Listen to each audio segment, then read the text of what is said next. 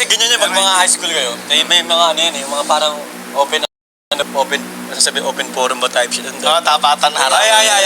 Pag tinatanong yung mga girl, syempre, siguro, 4-5 doon gusto ako.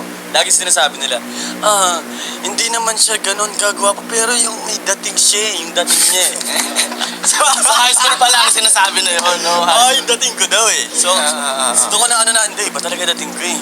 Okay. Iba talaga yung dating ko. No, ano to, tol? Nung tumatagal ka ba parang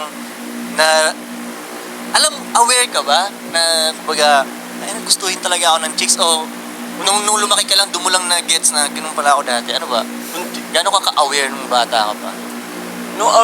Nung bata ako, nagtataka rin ako, syempre, gusto ko nito, gusto din ako ng kaibigan. Yung kaibigan, gusto din ako. Tapos, bakit ganun? Kahit kaibigan sila, gusto nila ako pareho.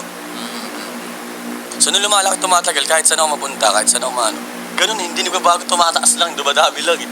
So, kumbaga doon ako hindi. Ito na talaga ako dati pa eh. Ngayon lang kumbaga, Na-realize mo Mas lang. naiintindihan mo. kumbaga sa bulaklak ba bumuka. Oo. Nalaman ko, ito talaga ako eh.